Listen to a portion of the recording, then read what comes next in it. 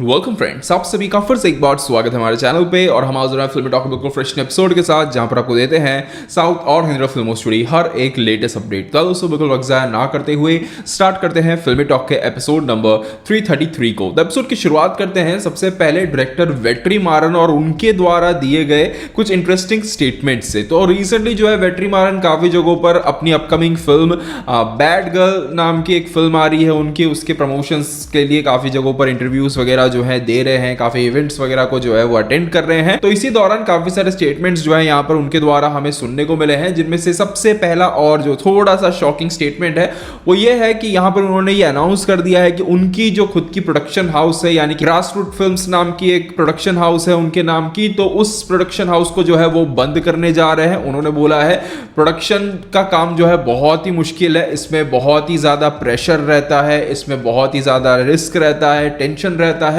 तो वो काम वो नहीं करना चाहते हैं, इसलिए वो अपने प्रोडक्शन हाउस को यहां पर बंद करने जा रहे हैं। ये जो फिल्म आएगी बैड गर्ल नाम की, इसके बाद जो है उनकी प्रोडक्शन हाउस के अंडर कोई फिल्म नहीं बनेगी। अब हालांकि वो प्रोड्यूसर के काम को इतना मुश्किल जरूर समझ रहे हैं, पर इन्होंने ही रिसेंटली जो है 4 करोड़ की फिल्म को 40 करोड़ में बनाया, 4 साल तक फिल्में बनाई, तो वो सभी चीजें जो है वो खुद भी करते हैं। तो मेरे हिसाब से उन्हें अब शायद समझना चाहिए कि एक प्रोड्यूसर का जब पैसा लगता है तो किस तरीके से लगता है, क्योंकि उन्होंने रिसेंटली एक और स्टेटमेंट भी दिया है कि मुझे अगर किसी फिल्म को बनाने के लिए 10 रुपए चाहिए तो आप मुझे 10 रुपए दे दो, मैं आपको 12 रुपए कमा के दे दूंगा। पर अगर आप मैंने 10 रुपए मांगे, आप बोलोगे 8 रुपए में फिल्म बना दो, तो फिर मैं कहूंगा कि आपके वो 8 रुपए भी जो है फिर रिकवर नहीं हो पाएंगे। तो कुल मिलाकर कहा जाए तो रिस्क तो लेना है, पर वो रिस्क अब उनका नहीं होना चाहिए, उनके जेब से वो जो है पैसे वगैरह जो है अब फिल्मों पर नहीं लगाएंगे। और कहा जाए तो विडुतल्लई पार्ट 1 और पार्ट 2 से उन्हें कोई बहुत ज्यादा प्रॉफिट भी मैं कहूं तो नहीं हुआ है। इसके अलावा एक चीज जो उनकी अपकमिंग फिल्म से जुड़ी हुई है जो बहुत ही इंटरेस्टिंग लगी सुन के, जहां पर उन्होंने बताया कि उनकी जो अपकमिंग फिल्म आ रही है जिसे वो एसटीआर के साथ बना रहे हैं, तो उन्होंने बताया कि देखिए सबसे पहले वाड़ा चेन्नई जो फिल्म थी वो एसटीआर के साथ ही बनने वाली थी, पर वो बनी नहीं, बाद में धनुष के साथ बनाई गई।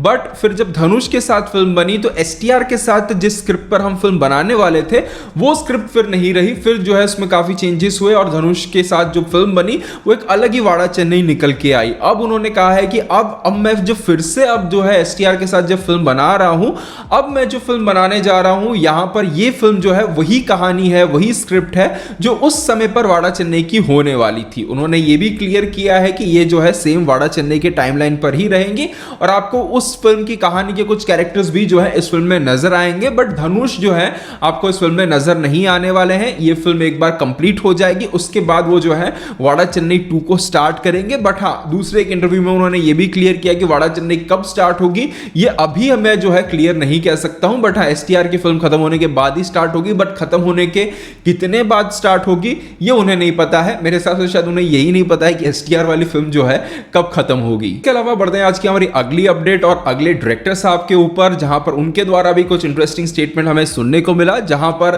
डायरेक्टर लोकेश कनगराज अब जो है कुली फिल्म के रिलीज के बाद जो उनके पोस्ट रिलीज इंटरव्यूज होते हैं वो दे रहे हैं और यहां पर भी जो है वो फिर से कुछ ना कुछ थोड़ी बहुत काम कर रहे हैं। पब्लिक की एक्सपेक्टेशन ऐसी थी वैसी थी, वो सब चीजें पर जो है वो डिस्कस कर रहे हैं, वो सभी आपको सुनने को शायद मिल ही जाएगा आप ढूंढोगे तो। बट हाँ, एक जो इंटरेस्टिंग चीज उन्होंने बोली वो ये है, उन्होंने ये कहा है कि मैं अब कभी भी बिना अनिरुद्ध के फिल्म नहीं बनाऊंगा। उन्होंने कहा है कि अनिरुद्ध जब तक इंडस्ट्री में काम कर रहे हैं, जब तक वो रिटायर नहीं हो जाते हैं, तब तक मैं केवल और केवल अनिरुद्ध के साथ ही काम करूंगा। केवल तो केवल नहीं कहा, बोला कि अनिरुद्ध के बिना तो जो है मैं फिल्म नहीं बनाऊंगा। अब देखने वाली बात ये होगी कि क्या कैदी 2 के अंदर भी अनिरुद्ध का ही म्यूजिक रहेगा, क्योंकि कैदी पार्ट 1 के अंदर सैम सीएस ने बीजीएम दिया था, आइकॉनिक बीजीएम था। मेरे हिसाब से सैम सीएस को इस फिल्म के अंदर मौका देना चाहिए, एक थोड़ा सा कुछ एक फ्रेशनेस आए। ओके अनिरुद्ध है, ठीक है, म्यूजिक सॉलिड देते हैं, फिल्म को बचा लेते हैं, बट सैम सीएस का काम सॉलिड था। अब देखना इंटरेस्टिंग होगा कि कैदी 2 के अंदर क्या अनिरुद्ध का ही बीजीएम रहेगा और सैम सीएस को केवल अपने बीजीएम के लिए वो क्रेडिट वगैरह जो देकर जो है निकाल दिया जाएगा। क्या होता है वक्तानुर पता चलेगा, बट अभी कैदी 2 का क्या स्टेटस है वही किसी को नहीं पता है, क्योंकि काफी चीजें जो है चल रही हैं। उसके बारे में कभी थोड़ा डिटेल निकलने के बाद जो है हम बात करेंगे। इसके अलावा बढ़ते हैं आज की हमारी अगली अपडेट की तरफ और बात करते हैं इस साल की सबसे एक्साइटिंग फिल्मों में से एक यानी कि ओजी फिल्म के बारे बारे में। तो ओजी फिल्म इस महीने रिलीज होने वाली है, आप सभी को पता है। फिल्म का कल जो है एक ग्लिम्स हमें देखने को मिला, जहां पर इस ग्लिम्स को एक काइंड ऑफ इमरान हाशमी का एक इंट्रोडक्शन हम कह सकते हैं। बहुत ही एक बेहतरीन तरीके से इमरान हाशमी को यहां पर ग्लिम्स के अंदर प्रेजेंट किया गया है। बीजीएम भी काफी सॉलिड लगा है। हाँ, इस बीजीएम के अंदर आपको थोड़ा बहुत वो हैरोल्ड दास वाला जो एक बीट्स है थोड़ा बहुत आपको साउंड करेगा, बट हाँ ओवरऑल बीजीएम जो है काफी अच्छा लग रहा है और इमरान हाशमी भी जो है सॉलिड लग रहे हैं। मेकर्स ने यहां पर ज्यादा कुछ अभी रिलीज नहीं किया है, जस्ट पवन कल्याण जी का जन्मदिन था, इस कारण से ग्लिम्स रिलीज किया है। आपको इसी महीने ट्रेलर ही देखने को मिलने वाला है, तो ज्यादा कुछ अभी वो लोग रिलीज भी नहीं कर सकते थे। तो फिल्म जो है 25 सितंबर को रिलीज हो रही है और फिल्म के ट्रेलर की अगर बात करें तो खबर है कि फिल्म का जो ट्रेलर है वो 18 या फिर 19 तारीख को हमें देखने को मिलेगा। अब देखते हैं आने वाले दिनों में जो भी ऑफिशियल अपडेट आती है वो हम आपके साथ जरूर शेयर करेंगे। इसके अलावा आज की जो अगली अपडेट निकल के आ रही है वो है इस साल की एक और एक्साइटिंग फिल्म यानी कि कांतारा चैप्टर 1 से। अब देखिए, कूली फिल्म के रिलीज होने के बाद इस साल जो दो सबसे एक्साइटिंग फिल्म बची है वो है ओजी और दूसरी है कांतारा चैप्टर 1, और ये दोनों ही फिल्में बैक टू बैक कुछ ही हफ्तों के गैप में ही जो है आपको देखने को मिलने जा रही है। तो कांतारा चैप्टर 1 की अगर हम बात करें तो एपी तेलंगाना यानी कि आंध्र प्रदेश और तेलंगाना के जो थिएट्रिकल राइट्स हैं वो यहां पर लॉक हो चुके हैं और माइंड ब्लोइंग मतलब चौंका देने वाले प्राइस पर लॉक हुए हैं। आपको बता दें टोटल 100 करोड़ में जो है फिल्म के थिएट्रिकल राइट्स बिके हैं केवल एपी तेलंगाना के अंदर, जिनमें से नाइजाम के थिएट्रिकल राइट्स 40 करोड़ में बिके हैं, आंध्र प्रदेश के ओवरऑल थिएट्रिकल राइट्स 45 करोड़ में बिके हैं और सीडेट के थिएट्रिकल राइट्स को 15 करोड़ में यहां पर बेचा गया है। बट यहां पर अच्छी बात यह है कि ये पूरा जो डील हुआ है वो एक पूरी तरीके से रिफंडेबल डील है, मतलब किसी भी तरीके का अगर लॉस हो जाता है या फिर रिकवरी नहीं हो पाती है तो बचा कुचा जो भी पैसा रहेगा एग्रीमेंट के हिसाब से प्रोड्यूसर जो है डिस्ट्रीब्यूटर्स को लौटा देंगे। तो ज्यादा खतरा यहां पे कुछ होता नहीं है। बट हाँ, इस तरीके की जब डील्स होती है तो इससे कहीं ना कहीं अंदाजा जरूर मिल जाता है कि यहां पर मार्केट क्या एक्सपेक्ट कर रहा है इस फिल्म से। मेरे हिसाब से मार्केट कहीं पर भी 800,000 करोड़ के नीचे जो है सोच ही नहीं रहा है। हर किसी को जो भी यहां पर इन डील्स में शामिल है उसे यही लग रहा है कि फिल्म जो है बॉक्स ऑफिस पर मिनिमम 800 700 800 करोड़ का तो करेगी ही, और 1000 करोड़ के भी चांसेस इस फिल्म के जो है काफी ज्यादा है। पहले वाले ने ही जब इतना कमाया था तो दूसरा वाला तो क्या कुछ कर सकता है इसका हर किसी को अंदाजा है। 2025 में बॉक्स ऑफिस पर एक अच्छा कंटेंट सीक्वल होने के साथ एक अच्छा कंटेंट अगर आ जाता है बॉक्स ऑफिस पर क्या हो सकता है हर किसी को पता है। तो देखते हैं आने वाले दिनों में बाकी किस तरीके की डील्स हमें देखने को मिलती है, उसके बारे में हम बात करेंगे। इसके अलावा केरला बॉक्स ऑफिस पर धूम मचा रही फिल्म यानी कि लोका चैप्टर 1 फाइनली हिंदी में रिलीज होने जा रही है। फिल्म के हिंदी ट्रेलर को कल रिलीज कर दिया गया है, जहां पर ट्रेलर की अगर मैं बात करूं तो देखिए ओवरऑल अब क्योंकि मैंने फिल्म देख ली है, कैरेक्टर्स क्या हैं कैसे हैं उसका एक मुझे अब आइडिया मिल चुका है। तो उस नजरिए से अगर मैं कहूं तो ओवरऑल जो डबिंग हुई है वो अच्छी है।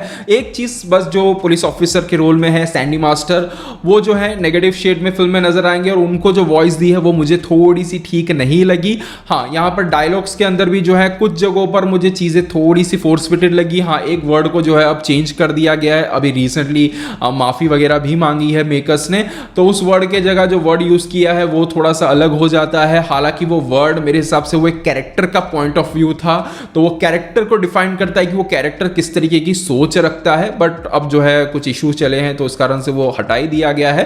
खैर, उस पर हम ज्यादा बात नहीं करेंगे। तो डबिंग के हिसाब से मैं कहूं तो सैंडी मास्टर की डबिंग जो है वॉइस जो है मुझे थोड़ी सी ठीक नहीं लगी। अदरवाइज कल्याणी प्रियदर्शन के लिए जो वॉइस वगैरह यूज की गई है सभी बहुत ही बेहतरीन लग रही है। फिल्म जो है कल यानी कि 4 सितंबर को रिलीज हो रही है हिंदी भाषा के अंदर, बट कितने शोज मिलेंगे यह भी कह पाना बहुत ही मुश्किल है। डेफिनेटली पीवीआर आइनॉक्स सिनेपॉलिश में शोज मिलने के चांसेस रहते हैं, क्योंकि मलयालम फिल्म की जो डील्स वगैरह रहती हैं वो उस हिसाब से ही रहती है, उनको कोई जल्दबाजी रहती नहीं है और उनको उसकी डील मिलती भी नहीं है। बाद में मिलती है वो अलग बात है, वैसे मिलती भी नहीं है तो पीवीआर आइनॉक्स सिनेपॉलिश में रिलीज के चांसेस हाई है। बट कितने शोज मिलेंगे ये कह पाना बहुत ही मुश्किल है। कर भी आपको वन टेक पर जो भी डिटेल रहेगा कलेक्शन का शोज का वो मिलता रहेगा। इसके अलावा बढ़ते हैं आज की हमारी आखिरी अपडेट की तरफ और बात कर लेते हैं कुछ बॉक्स ऑफिस रिपोर्ट्स के बारे में, जिनमें से सबसे पहले अगर हम बात करें लोका चैप्टर 1 के ही बारे में, तो फिल्म की अगर बात करें तो 5 दिनों के अंदर फिल्म ने अपने पहले वीकेंड की अगर हम बात करें तो यहां पर वर्ल्ड वाइड 80.80 करोड़ का जो है ग्रॉस कलेक्शन कर लिया था। वहीं मंडे को भी फिल्म ने कमाल की परफॉर्मेंस दिखाई और वर्ल्ड वाइड कलेक्शन फिल्म का जा पहुंचा तकरीबन 93 करोड़ के आसपास का। और अभी आप आप जब ये वीडियो देख रहे होंगे तब तक फिल्म ने जो है वर्ल्ड वाइड 100 करोड़ का आंकड़ा जो है केवल और केवल 7 दिनों में पार कर लिया है। तो इन 7 दिनों की परफॉर्मेंस से तो ये कहीं ना कहीं क्लियर होता है कि फिल्म जो है लंबी चलने वाली है, बहुत ही लंबी चलेगी और बहुत ज्यादा चांसेस है कि 200 करोड़ तक भी जो है आसानी से पहुंच जाए। इसके अलावा अगर बात करें ओजी फिल्म के यूएस से प्रीमियर्स की एडवांस बुकिंग की, तो यहां पर भी आग उगल रही है फिल्म। 22 दिन पहले 22 दिन बाकी है प्रीमियर्स को, शोज लगे हैं तकरीबन 1476 और एडवांस बुकिंग जा पहुंची है 7.5 करोड़ पे। फिल्म के जो भी प्रमोशनल कंटेंट्स रिलीज हो रहे हैं वो कहीं ना कहीं न्यूट्रल ऑडियंस के अंदर फैंस के बीच में एक्साइटमेंट को बढ़ाते जा रहे हैं। जरूरत है एक ताबड़तोड़ धमाकेदार ट्रेलर की और उसके बाद रिकॉर्ड ब्रेकिंग ओपनिंग जो है गारंटीड है। अब देखते हैं, बहुत ही एक्साइटिंग फिल्म है। अब ये फिल्म किसी भी तरीके से डिसअपॉइंट ना करे, यही मैं उम्मीद और आशा रखता हूं। आपकी क्या उम्मीदें और एक्साइटमेंट है इस फिल्म को लेकर, कमेंट सेक्शन में जरूर बताइएगा। दोस्तों बस यहीं तक था आज का फिल्म टॉक का एपिसोड। उम्मीद करते हैं एपिसोड को पसंद आया होगा। वीडियो शेयर जरूर कीजिएगा। मिलते हैं हमारे अगले वीडियो में, तब तक के लिए बाय बाय, टेक केयर।